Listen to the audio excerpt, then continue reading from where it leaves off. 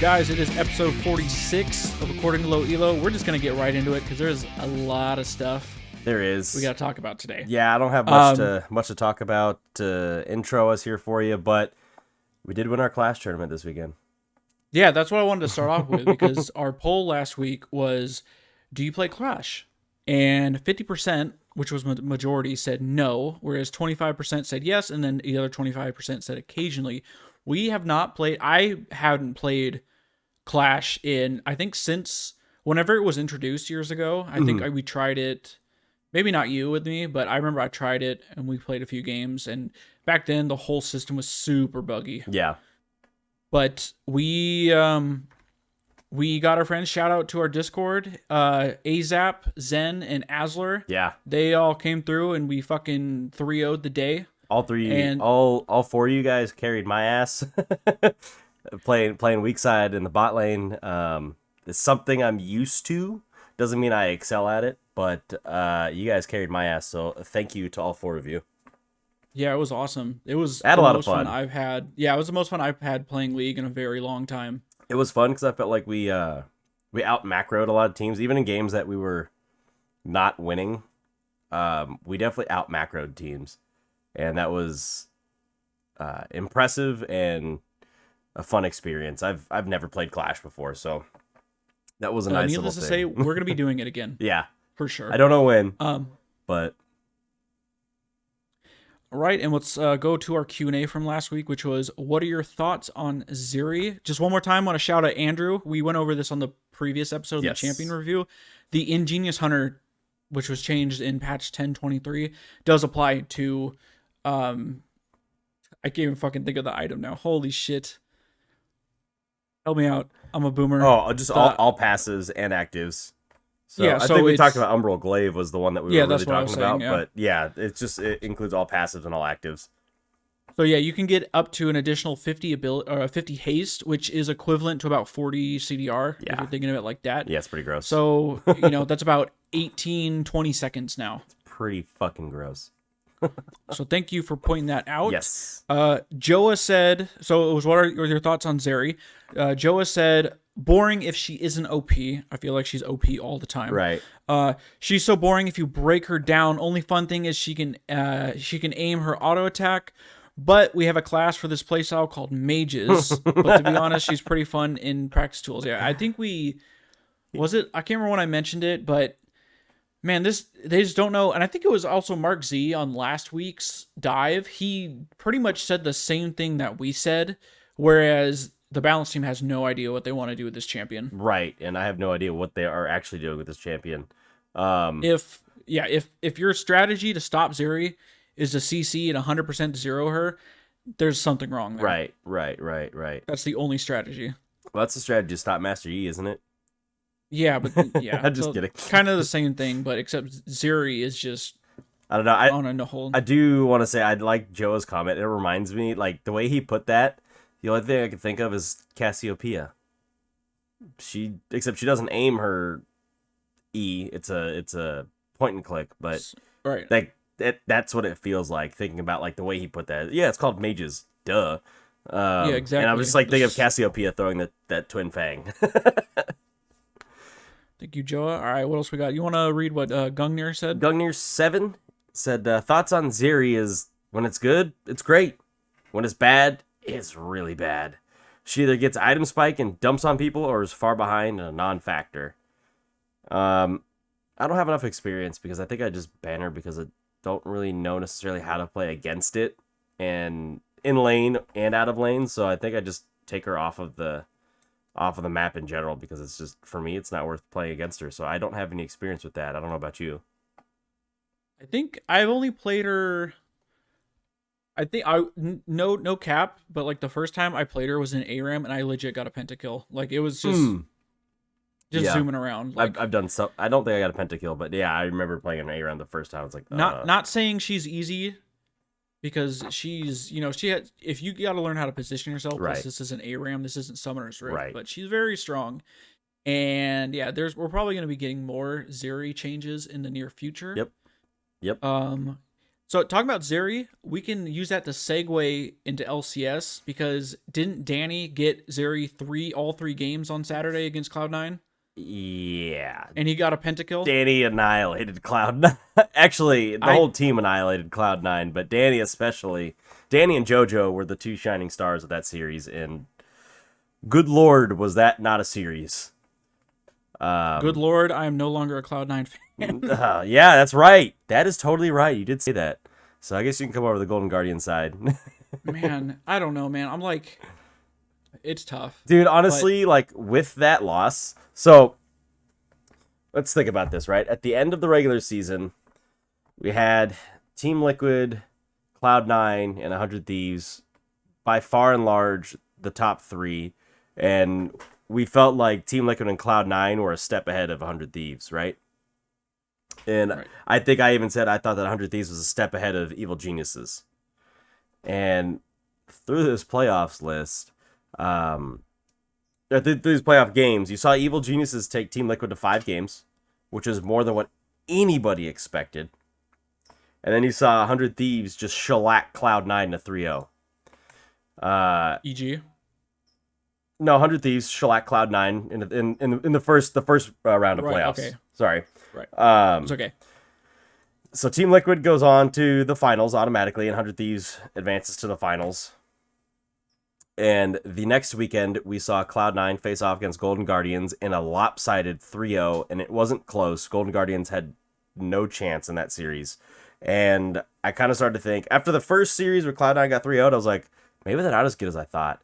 And then cue them against Golden Guardians, which is a decidedly weaker team, but Cloud9 looked more cohesive as a unit, and I was like, maybe they are just as good, and they just faltered against 100 Thieves, because 100 Thieves is a really good team, and maybe they just need some time. They get that lower bracket buff, similar to TSM, when TSM lost to Golden Guardians way back when they first did the double elimination. That same weekend, we saw Evil Geniuses annihilate FlyQuest, except for that one game when they got backdoored. But other than that, they just shellacked FlyQuest, so that was a pretty lopsided weekend.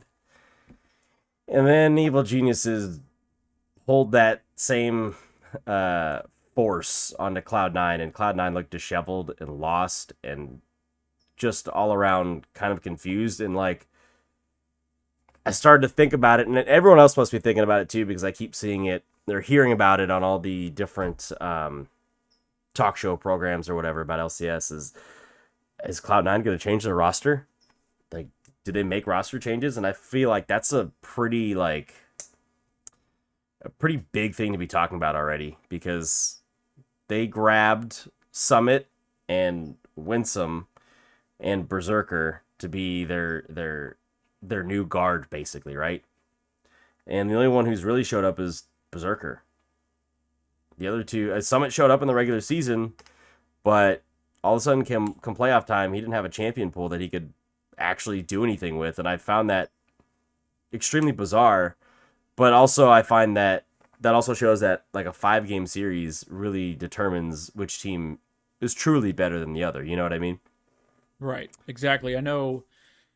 Man, just talk about Summit. That dude just, I don't know what happened to that man. I Monumental don't know if he collapse. tilted off the face of the earth. Right. I think I need to look up the post game thread, but he was it the Jace game where he was, hold on. First let's off, talk why about did they this for a pick second. Jace in that game? Someday Impact blind picked Ornn. They also had a Nocturne, and then he picked Jace. Yeah, what is Jace ever gonna do to? He wasn't even ahead. Yeah, I don't know. It was so brutal. I think that entire was the first draft game. was He was what 0-7. What did he end the game with? Like, it was bad. He was just yeah, it was really bad. And Impact didn't, like, when you play Ornn, all you have to do is just not feed. Pretty simple, right? Just don't feed. yeah, like my rant last week, dude. That guy gives so much gold value. Right. Shit, we used Ornn in our class tournament, and we just had to not feed. Like, We won. It's pretty simple. Eventually, you have more stats than the other team, and you win. I just, yeah, their drafts were all over the place, and I did see LS was making some comments about those drafts, and it's like he's not necessarily pointing the finger, but he's calling everybody out. You know what I mean? He's not telling us who exactly he's calling out, but he's calling out somebody in the organization, which almost tells me that I think things were a little bit more sour than both Cloud9 and LS led on when he was released earlier this year, I guess, technically. Um, but wow, man, that's just insane. But I wouldn't be surprised to see Fudge move back to the top lane. Um, and I would almost wonder to see if they put Summit, if he accepts it, obviously he'd have to accept it, to move down to the Academy squad and build a champion pool. Because Jesus Christ, man, you play Camille, Jace, and what, Nar, Graves and like Nar. Nar. You have nothing else to play against Ornn. You don't have anything else. So I thought that was interesting, and I don't see. I feel like Isles still outperformed Winsome even in this bad series. I feel like Winsome's he's not gonna come back to the main roster. Berserker's the only one that I feel can hang around. He's played really well, even though they played weak side. I feel like they really started to solve that issue with Isles. And so I would be surprised if they actually got rid of Berserker. I just think he's got a lot of potential to show, and he hasn't peaked. It hasn't nearly peaked yet. You know, he's always great in late game team fights. It's actually rather insane how good he is. So I feel like that may be the one piece that stays, but I wouldn't be surprised if they grab a Jensen or a Niski. They're out there, and they have familiarity with the organization, and they really just need a stable laner somewhere. Fudge, I feel like Fudge is good, and I feel like he's probably better on the top lane because they have more. Because he's a native top laner, I feel like he has more utility for the team being in that lane, you know? And you just add a powerhouse mid, or you don't even need to add a powerhouse mid. Add Niski would work with this team because of the way he works with Blabber. And I don't particularly care for Niski, but Niski is like a jungle-centric mid laner, right? Yeah, he enables the jungler. So very well he does that. Like, even when he was playing on Fnatic, right? Yes. And he did that pretty well. Fnatic didn't play as well as they had hoped because he's not quite the carry player, but Fudge has shown he can carry. Berserker has certainly shown he can carry. Blabber can certainly carry. So do you need another carry, or do you just need someone that's going to help enable your team? And I feel like Niski is probably the best fit there over Jensen for that reason. But I wouldn't be surprised if Jensen maybe goes to TSM. Just throwing that out there. Oh God, yikes! Just throwing that out there because they're going to have a roster overhaul. I'm sure of it. Yeah, tell me about 100 Thieves and Liquid now. Yeah, that was exactly where I was headed. 100 Thieves and Liquid. Glamour of a series. Dude, we were playing Clash while that was on, so I didn't necessarily watch the series super well because I was trying to focus on the game. But those first two games were absolute stomps by Team Liquid. And I remember saying to you, I'm like, well, this series is going to be done before we even start our first game, you know? It was so lopsided, and 100 Thieves were... They looked like Cloud9 did in this 3-0 series. It just absolutely lost. And I don't even know what changed. But all of a sudden, Game 4 went late. 100 Thieves wins. Game 3 went late. 100 Thieves wins. Game 4, 100 Thieves wins. And Game 5 was pretty close all the way up into the end where they just took the team fight and won. And I was just astonished. I just remember thinking, like, we just finished our Clash tournament. And we're watching 100 Thieves complete a reverse sweep onto Team Liquid, and I was just really taken aback. Like, how did that happen? How did you guys blow it? And I don't know. I'm pretty sure that if you go back and watch that last play, I don't know what the fuck. Obviously, in hindsight, and we've heard other people talk about this, it's what in the fuck. Well, I wish, because did you see that they released the 100 Thieves comms, the like I didn't. shot calling? I didn't. They released that. It's fucking awesome. Oh, but I want to hear the Liquid comms because the fight was around Elder Dragon. Yep. TF was nowhere to be seen on the map for Liquid. They didn't know where he was. And the fight started at Dragon. Whippo Shen alts I believe he didn't have normal TP, but he Shen alts down to bot lane. Liquid has a open inhib, open nexus, by the way, Yeah. and TF just backdoors. Yeah. What was that fucking call? They should have known. I feel like it's very obvious. If there's a TF on the enemy team and he's nowhere to be seen, you have an open nexus, no inhib. Come on. Bjergsen was on Corky that game, right? He was. And I remember seeing that he even said something about making a mistake with his use of the package in that last fight too. I admittedly didn't pay enough attention to the fight.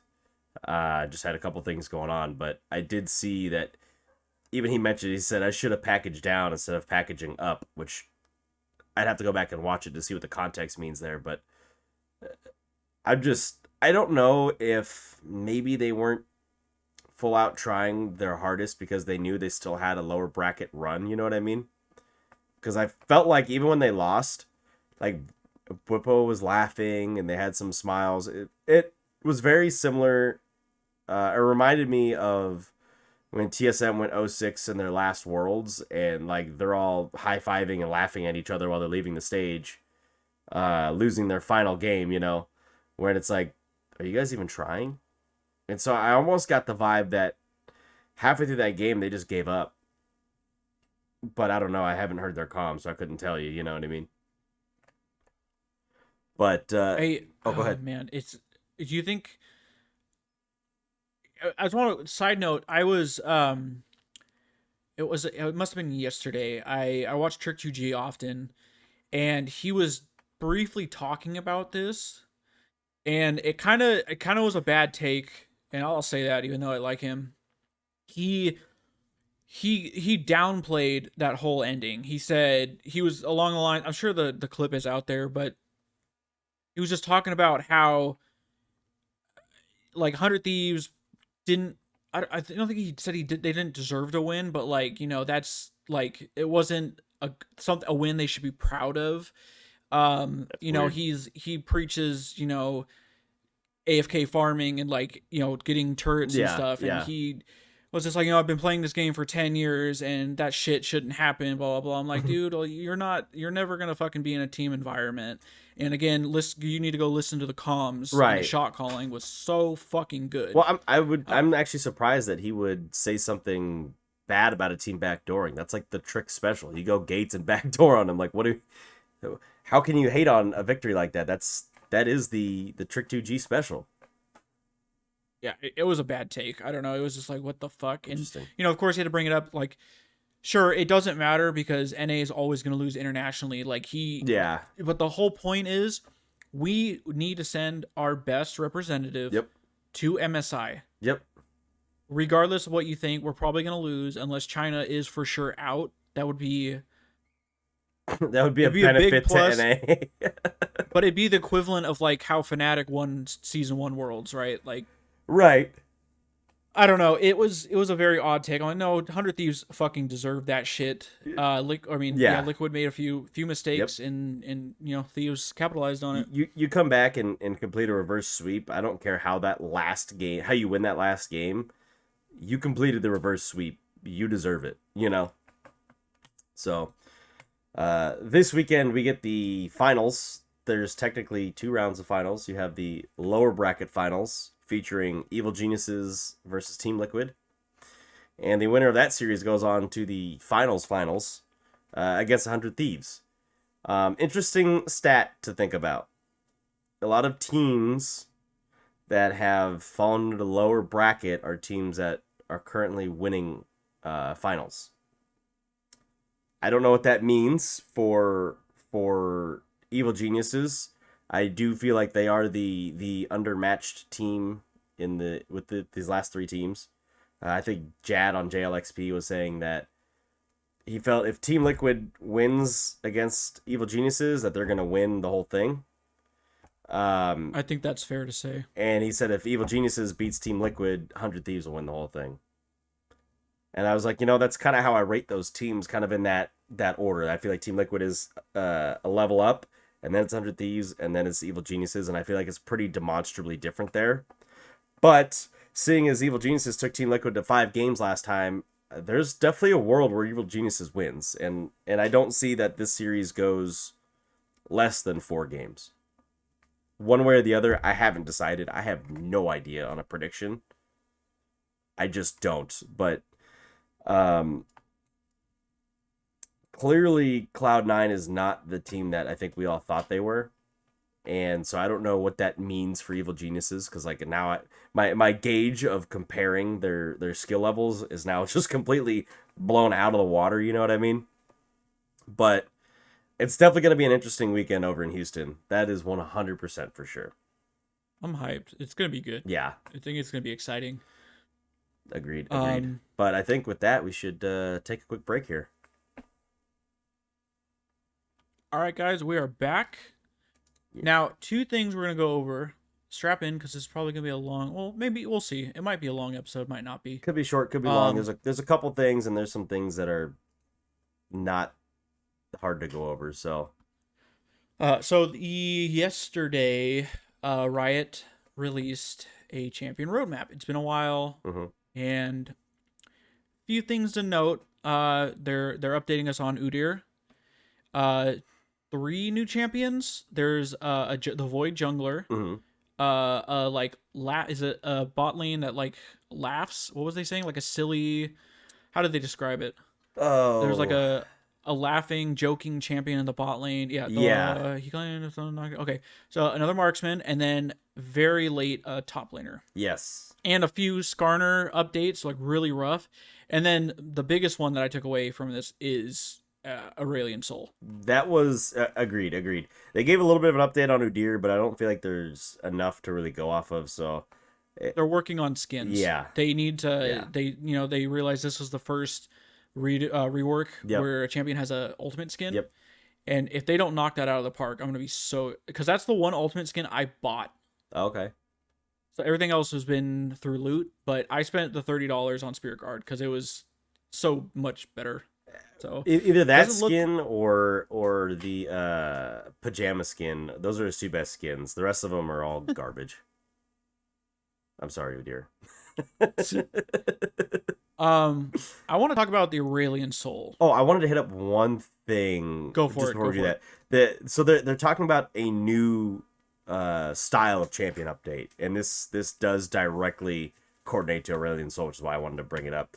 But they're giving us another acronym called the Comprehensive Gameplay Update, or CGU, which sounds to me kind of like a rework, but a rework oftentimes involves skin changes and particle changes and actual champion design changes in terms of cosmetics.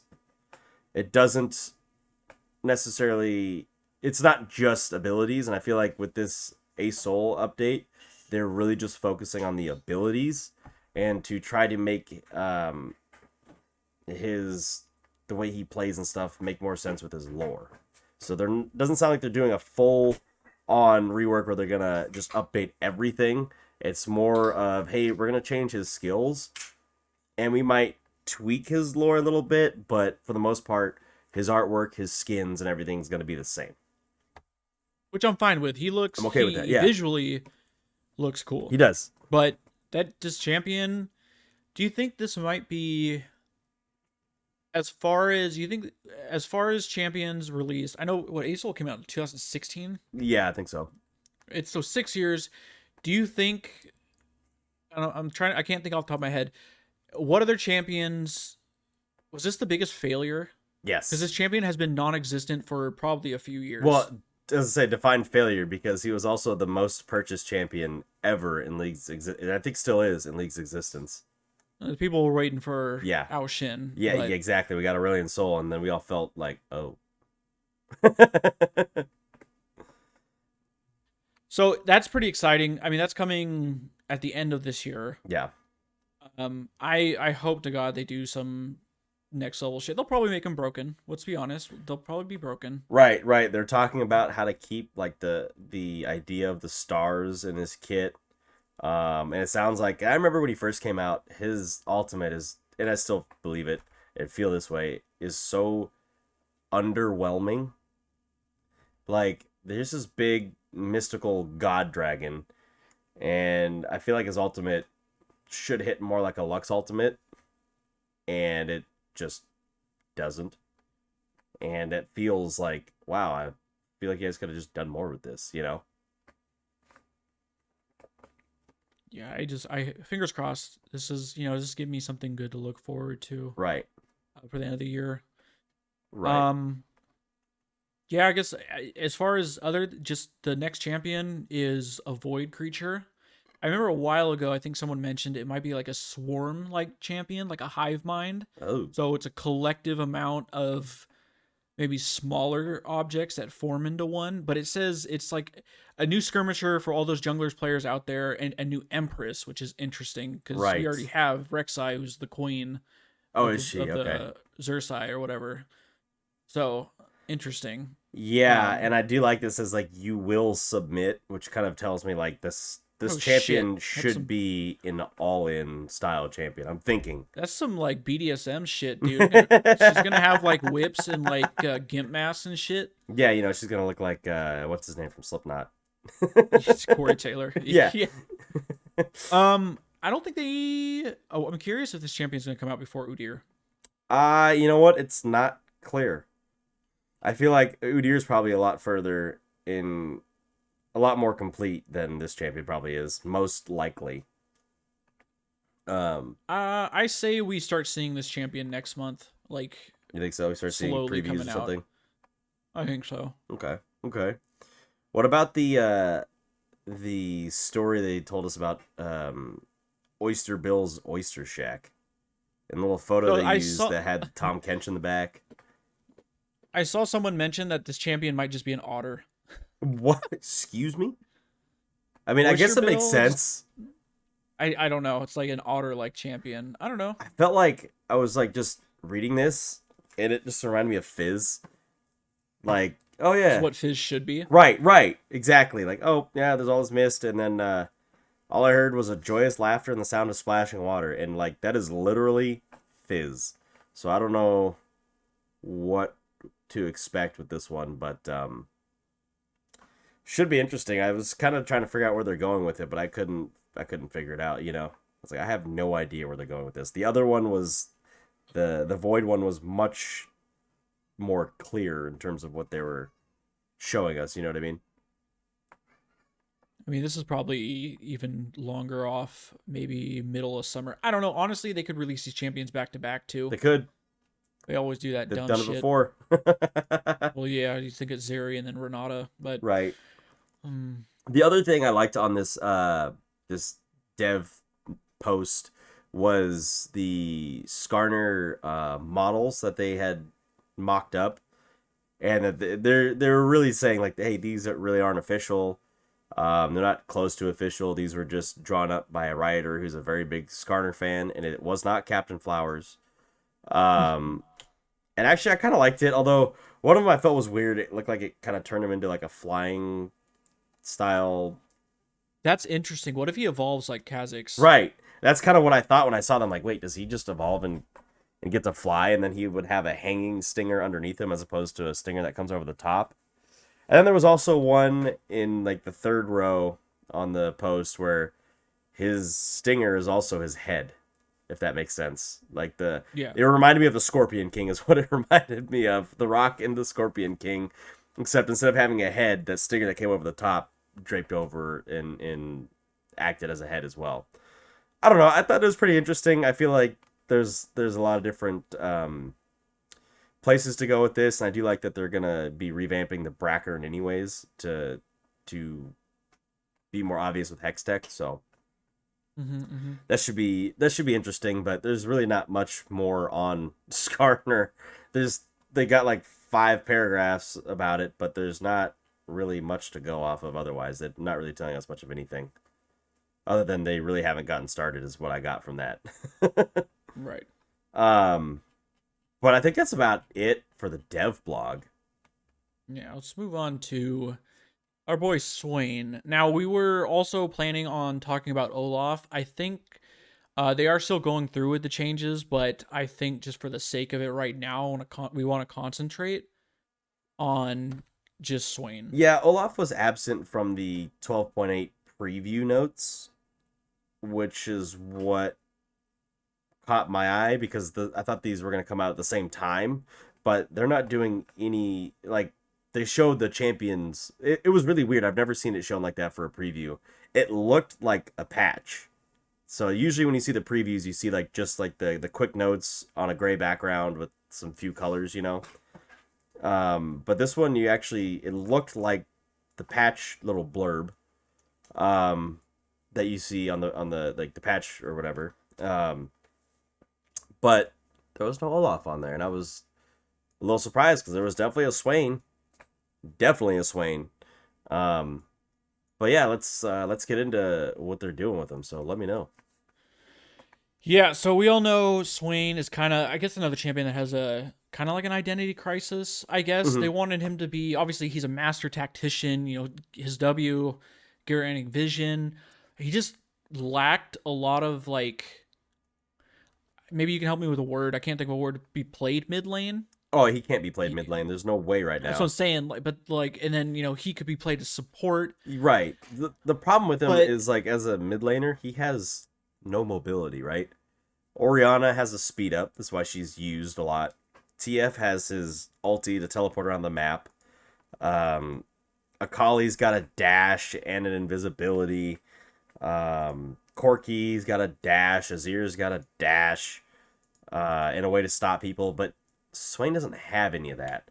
And furthermore, if all these other champions have dashes, it makes it very hard for Swain to land two of his skills. You know what I mean? So if 50% of your skills are extremely difficult to land, why the hell am I playing you mid lane? Let me take you to bot lane, where there's going to be someone who's going to inevitably be easier to hit with my abilities, right? also, I feel like he had very poor wave clear. The The so Q is just not very good. right, his wave clear I feel like is poor because the mana cost is so high, but they did that to combat the support Swain. So it was kind of like a self-fulfilling prophecy, right? Like we had to nerf the hell out of him because if we didn't, he's too OP in this role. Uh and he becomes a mega good flex pick. Because remember when he was first released, he was absolutely insane. And like after level 11, you pretty much were unstoppable, right? You're right. But now, and he used to have a very similar play pattern to Vlad. But now he doesn't have that at all. Totally different. He's a control mage that has a hard time controlling much of anything until he's in a big team fight with Salty, right? So looks like they're doing something to every ability, including the second cast of R. But let's start off with his passive Ravenous Flock. You wanna see what's going on with that guy? Yeah, so no longer are you going to be able to pull any CC'd enemies. That was a big thing, That was a It huge just thing. that'll be part of his E. That's changed to E, but that was his passive. You no longer can yank. They're keeping the whole healing and grabbing a soul fragment Mm-hmm. from, but you're going to be the one when we get to his E. It's only going to be applied from his E or his W, right? Right. No longer deals damage. Again, it'll be talked about in the E. Healing. This was the other thing they were talking about. He's like a drain. I don't want to say he's not a tank, but he's like a drain mage, kind of like a fiddlesticks. He wants to absorb damage and heal a lot, and that kind of was not. It seems like that wasn't what they were. He was being like. It didn't feel very good. Right. For him. He should build similar to Vlad. They should have Yeah. a very similar build path. High HP, Yep. percent match damage. Yep. You're gonna be wanted in the middle of everybody. Yep. And again, when we get down to his E and R, they're changing that to make that feel a little bit better. Yeah. So the healing from the soul fragments is going up by, looks like it's the same at early levels. I'm assuming 1, 6, and 11. Same at level 1. Slightly, when I mean No, slightly, it's like it's the same at levels 1, 6, and 11. They're adding an extra scale at level 16. oh, okay. I'm blind. I did not see that. Yeah, so it's 4% level 1, 5.5% level 6, 7% level 11. But There now you they're go. adding at level Okay. 16 is going to be 9%. So just giving him like a late game contingency. And soul fragment HP you gain is shooting up by 7. So Which you are makes getting sense. 12 max HP. This makes sense because you no longer can get a soul fragment just pulling any It's harder. CC'd It's a enemy. little bit harder. Right. And you're going to have less soul fragments just because the nature of how you can get them is a lot smaller. So, or a lot They're less. This Whatever is that means. telling me he's gonna be like a late game monster. Yep. Like you wanna play for late game. You're gonna scale up hard. You're gonna have a fat health pool. Is he going to be the new Cassidon? Just No, because he can't. If they release another champion that has a fucking flash on a 1 second, less than a 1 second cooldown, sure, but no, Cassidon's fucking In bullshit. fairness, Cassidon's kind of rough to play into level 11 when you have some items under your belt. But Right. that's neither here nor there. All right, what's going on with this queue? Death's Hand. So the mana cost is going to drop. Looks like it's 20 at all levels. So it was 65 to 85, scaling level 1 through 5. It's now 45 to 65, which, as I mentioned, one of the first things, like that is his wave clear ability. And when it costs 65 mana, you're like, what? It costs too much to use. And he's not a champion that builds mana. Or mana regen for that matter. So it becomes very hard to wave clear. So that's nice to see. The cooldown's also dropping. It was 9 to 3 seconds. It's now 7 to 3 seconds. So they're trying to make it more of a wave clear ability. Mm-hmm. The base damage on it's going to go up by 5 at each level, but they're going to keep the AP ratio the same. And they are going to change the additional bolt damage. So for those of you that don't know, basically the closer that Swain is to you, the more times, I guess, his Q can hit you. So if he's point blank face to face with you and he Qs you, you get hit by, I think there's 6 bolts in the Eldritch incantation Yes. or whatever. So you get hit by 6 of them, but you take reduced damage for each additional bolt. You still take more damage overall, so it's still useful, but you just don't take as much for each additional bolt. I don't know how the math works out on that, how it's calculated, but We trust them. exactly. So currently, it's each additional bolt does 15 to 35% scaling with the level of skill. I think it's is it extra reduced damage or whatever? It's now going to be 12 to 52 plus a 10% AP ratio. So it does really mean he wants to be in your fucking face, hitting you with the bolt. They've even actually mapped it out here. So the maximum damage you could take, or he could deal, was 88 to 324 plus 64 to 96% AP ratio. They're changing that. It's going to be 108 to 348 plus a flat 80% AP ratio. So that's really interesting. I don't think there's going to be too much of a change. I would think, excuse me, looking at it, this skill should do similar damage, but he's going to be able to use it more often. He still has a really shitty mana pool, so I know a lot of people are going to see that and be like, oh my god, that's a lot of damage. Trust me, it's not that much damage if you're able to avoid some of those hits and make him wear down his mana pool. That Q becomes very piss poor. But that's all they're doing to that. I mean, it's a lot to it, but it's not like a lot of actual changes, if that makes sense. Like we said, it's to help him in lane. A bunch of little mini small pieces to tune him is what that is, as opposed to really overhauling the whole ability. Vision of Empires has to be your favorite Swain skill since you know the name of it. Oh yeah, shout out to our trivia. It's nothing too crazy is changing. I still think this ability is pretty insane. I'd have to look up what the actual numbers are, but I think at max rank it's like almost 6,000 range you can cast this shit. It's actually ridiculous. It's pretty good. So they are lowering the mana cost at all ranks. It is 71 to 110. Mm-hmm. Now it's 60 to 80. Fucking we like that. Yep. And then now it's gonna ping if you hit an enemy. It's gonna ping. I didn't realize Nocturne alt pings, or it does like a It pings where he's going, right? Does it ping the target he's on? I don't know if it It's pings like the you target. think I know of it pings on the TF way. alt. When TF reveals everybody, there's a silent ping on the minimap. I think. Right. I don't think it actually. Yeah. So But- okay, similar like that. Oh, no. Sorry. Okay, pings display enemies in range. So yeah, TF if you ping his ultimate, it'll tell you who's in range. And I'm sure that's probably what Nocturne does too. Oh, okay. It'll say no enemies in Right, sight. Okay, right. got it. I'm dumb. Okay. I had to reread that to catch the whole thing because I read it the same way you did. Never move. So this was the Yeah. change. Kind of coincides with his passive.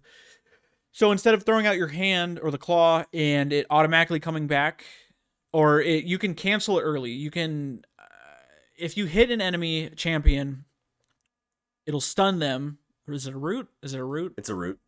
Roots them, and then you can recast it again, and then you yank their soul fragment out. Yes, So and you pull it's them you're closer gonna to have to, you. Yeah. instead of prior you'd have to right click Yep. to yank it out, but now you're just gonna hit E again. Recaster. So Yep. and then during your ultimate, which we're about to get to, the cooldown is reduced by 20%, so you'll be able to cast that a It's little actually bit more. super important because, excuse me, much like Morgana, if an enemy is faster than you, they're just going to run out of your ultimate, and you're forced to use any gap closer that you may have, whether it's a proto belt, which you're probably not building on Swain anyways. It could be a proto belt, it could be flash. Any way you can gap close is the only way you can stay in with them. And chances are, if they're getting out, they already have a gap closer, and they probably already have flash too. So it's important that you can root them and actually pull them to you, uh, and force the enemy to make a decision how they want to play it. Because currently, it's too easy to get away from Swain. So his R. This is the big one. Yep. What do we got? So the cooldown currently is a 2-minute cooldown at all ranks. It's gonna drop to 100 and scale down to 60, levels 1 through 3. Amazing. So that's big. huge because you can't just like some champions. You can use the ult in like a small skirmish and you're fine. Like Fizz, right? His ult's on a very short, like I think 45-second cooldown base. Or Lux, she can use hers a lot because it's so short. But like someone like Swain who's down for 2 minutes after that ult, it's like, okay, now we can't team fight. I used it, but now I can't. If someone comes for me, I'm screwed, right? So that's nice to see.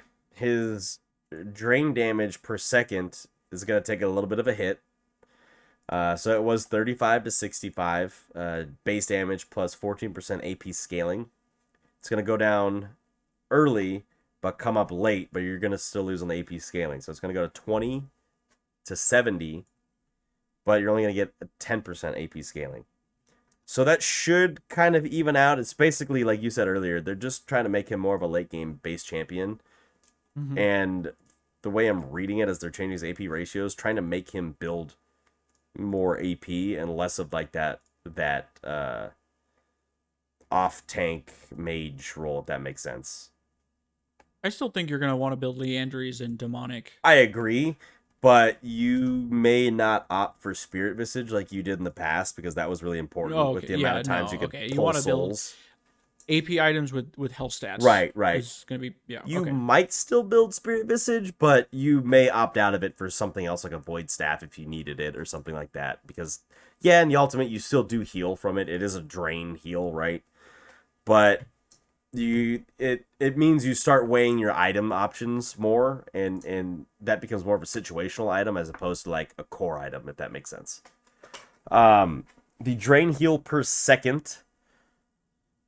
And I don't really understand this because there's 3 dashes here. So maybe these numbers aren't confirmed.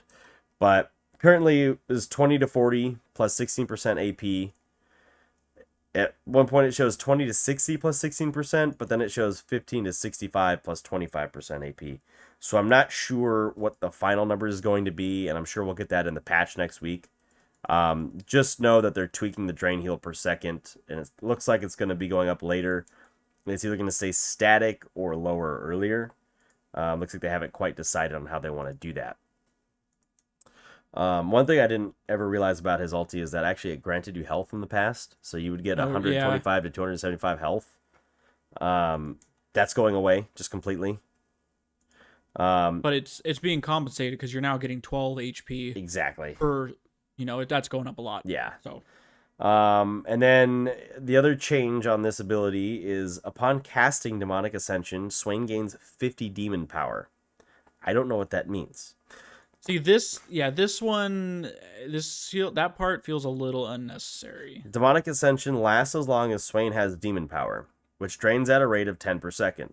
Now we know what it means to have 50 demon power. You get 5 seconds in it. While draining an It's enemy just a champion, Swain gains 20 demon power per second. After 3 seconds, Swain can cast Demon Flare, which is the R2 or the explosion. So, they're saying at any point, technically, you could have an infinite ultimate as long as you're draining a champion. So if you're so they're trying to bring back how the kind of like how the old Swain Yep. was, where it was a toggle. Yep. And Fucking sick. if you're draining like or you're going against an Ornn, that ultimate's going to be up a very long time. Considering the fact that he drops off at 10 per second but gains 20 per second he's draining, that's a lot. I'm just confused at why they had to give like a. I don't want to call it a resource. Why do they have to include like demon power? Like, what is that? They could have just said, Yeah. "Oh, he just said one after he has it for 5 seconds, falls off one every 1 second, unless he's hitting an enemy or gains 2 seconds." I guess they just needed to. It would just be too much hard or too difficult to explain. Just saying seconds all the time. Yeah, I don't know. Yeah, it's the only thing I But can think of. This is so much better because current Swain, if the current Swain ults, you just walk out of the range. You're like, okay, I'm gonna wait 7 seconds till whenever Yep. the duration is done. Yep. And you could see how bad he's gonna pop you, and haven't got to the Demon Flare part yet, but currently you can see, how many I think it's all the soul fragments he collects while he's ulted, and then that determines his pop, if that I believe that's how that works. But why don't you tell us about what they're doing to the pop now? They are buffing these numbers, baby. So You gotta pump those numbers R2, up. a Demon Flare damage is getting changed. Currently, it is 100 to 200 at ranks 1 through 3 with a 50% AP scaling. Now it is going up 150 to 300 with a 60% AP. Good So again, Lord. want a little bit extra damage. And it's big. That's big because this is a massive AoE Yep. ability, and I feel like people kind of underestimate it sometimes. Yep. They're like, oh, Swain's sucking us off. Oh wait, now he's gonna fucking blow his load all over us. This is a big one. Every episode you gotta talk about someone blowing a load, dude. Tyler, can we be serious? Can we get back to the Okay, episode? okay, can we be serious? He's gonna blow his load all over your whole team. Yeah, let's be serious, Dean. No, go on to the next part. Yeah, so this is big too. As Demon Flare now slows by 60%, decaying over 1.5 seconds. Again, I like we this. want to. He doesn't have dashes or anything, so let's just throw in a pretty sizable slow. I like this because it doesn't force you into building Rylai's. Mm-hmm. The only way it does that is if your opponent builds Swifties, because Swifties affect how much the slow is affecting you. I think they reduce the slow by 25%. And we know Rylai's only works at I think a third of its efficiency. For AoE, right? Yeah. I think it's a third of its efficiency still. I could double check that right now actually while you go on about it. But So this next part was interesting because I had gone on PBE just to try out this, and it says on casting Demonic Ascension, Swain can cast Demon Flare one time. This does not end Demonic Ascension. So you get a free R2. oh, that's If I'm understanding that fucking correctly. broken. Holy shit, that's broken. You can do it once at the beginning, or you can do it whenever, right? Is that what it's saying? Hang on, let me get back to that page and read it. Oh no, yeah. Okay, after 3 seconds. It's kind of weird because on R1 it states after 3 seconds he can cast it. Oh, no. I don't think you get a second one. I think you only get to hit it once. You only get to hit the pop once, but you can stay in demon form. Oh, demonic. Okay, so you can do it early if you'd like. Yeah, but the demon flare no longer charges up based on health drained up to double damage. So they're getting rid of that little resource bar that pops up when he's in demon form. So you can cast it and then immediately pop it and stay as in demon form to Okay. So you can Be get a that menace. slow right at the beginning. right. And then, Um, it realistically, well, not realistically, but you could like infinitely keep in demonic ascension as long as you're hitting an enemy. yeah, That's strong. That's really fucking strong. I do see on Rylai's they actually did at some point remove the AoE effectiveness. So Interesting. that is good to know. And it is a 30% slow. So I mean, really, if you had Rylai's on this, and if you're building, was it Demonic Embrace? Hmm. Uh, Rylai's is a good item to build in tandem with that, anyways, just because you get the AP from the health. That's pretty gross to think about, honestly. This is big. I'm actually Pretty kind big. of excited Yeah, to try this out. I feel like he's gonna be broken. yeah, and I see here that they are saying it's targeting solo lane, but also targeting support. I feel like next week is gonna be a big week of banning a lot of Swain in the support role because it's gonna be kind of gross. I mean, the only other way to play against it is you have to play someone who's mega ranged or mega utility, right? Like a Thresh might be okay into it because you have the box and you have the lantern to save your teammate. You have the hook to peel for them if you needed to. I know oftentimes when I'm playing Thresh and I'm staring down a situation that looks like I'm not going to come out with a victory in some way, someone's going to die here, I will often just hook the enemy and walk towards them just because it stops them while the rest of my teammates or whoever can run away. Like I'm just peeling for them. I'm gonna hook you and then I'm gonna flay you and then I'm probably gonna box you so you can only take me, and leave the rest of my team up. You know what I mean? Hmm. But yeah, I feel like this guy's gonna be just an absolute menace on the Rift for probably for 2 weeks until they patch him and bring down his numbers and ratios. Well, just don't forget this next patch 12.8 is gonna be MSI Is patch. that the MSI patch for sure? Okay. There are a lot of changes, but the numbers aren't out yet. We haven't seen anything, but Mm-hmm. there are a lot of changes coming. Wow. Wow. It's a pretty big list for buffs. So That is good to know. I think that does it. Yeah. So other than that, I mean, Ideas for obviously, questions. obviously, we want to know what you guys think about this Swain. I mean, we've given you our thoughts. I think this is definitely the biggest piece of this episode. Um, You want to make that the poll then? Do you think this change for Swain is gonna make him? Do we just want to say pick or ban? Like, is he gonna be highly prioritized? I yeah, feel like 100% pick ban. Yeah, I I just think feel like that's a great poll. I think. is he gonna be like king of the Rift, or is yes or no? If you think this is gonna be like a great success, like like is this gonna bring our boy back? Yeah, that's a great question. I like that. I like that idea as a poll. And then Um, yeah, what do we do for Question question? wise, I would look at all these champions that we just talked about, right? You got your Void, Empress. Hmm. You've got the Deer, which we don't know much about. The Skarner, which we don't know much about, and the Laughing one from Oyster Bill's Oyster Bar that we don't know much about, or Swain, which I would be curious to know which one you're most excited for. Let us know which one. You just write it out for us. Yeah, which one are you most excited for and why? There you go. All right, guys, that's gonna do it. Yeah. Stay tuned for Friday for champion review, Yes, that'll be a and of fun one. course, good luck in your games this week. Good luck, y'all.